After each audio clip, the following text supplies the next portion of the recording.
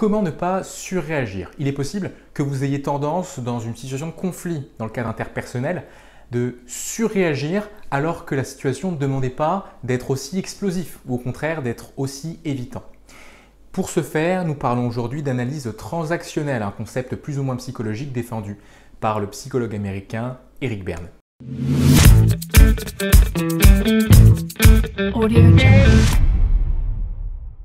Dans sa théorie d'analyse transactionnelle, Eric Berne conceptualise 3 états du moi. L'état parent, l'état adulte, l'état enfant. L'état parent est dit soit normatif s'il pose des règles, soit nourricier s'il récompense. L'état adulte, lui, correspond à un état où on discute de manière objective et rationnelle sur des faits, sur une situation.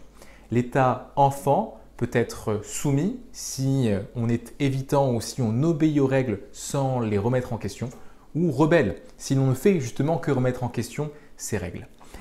Une fois les états du moi identifiés, il est très intéressant de regarder si lors d'un conflit vous avez tendance à être plutôt enfant, rebelle ou soumis, ou vous mettre dans une posture de parent.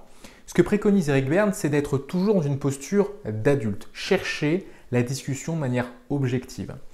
Lors d'un conflit, nous avons tendance généralement à nous mettre dans une posture d'enfant, rebelle ou soumis, parce que l'interlocuteur adopte une posture de parent.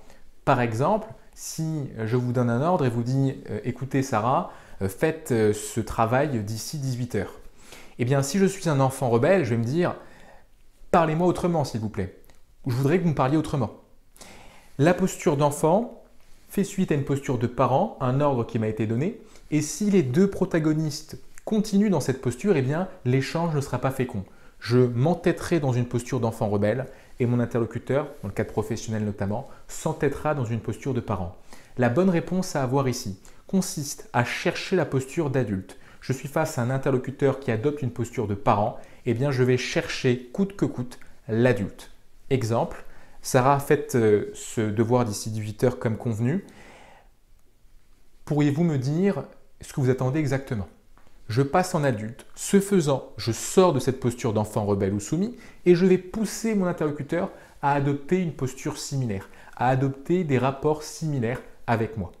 Rappelez-vous que les états du moi sont toujours des états appris, que nous avons eu l'habitude par mimétisme de reproduire des états que nous avons observés et que nous pouvons par l'état du moi que nous choisissons influencer l'état du moi de notre interlocuteur. Ce faisant, ce sera une excellente façon de beaucoup mieux gérer les conflits et d'être plus à l'aise dans ces interactions interpersonnelles, professionnelles ou personnelles. Enfants, adultes, parents, à vous de jouer. Soyez l'adulte qui permettra à vos interactions d'être de bien meilleure qualité.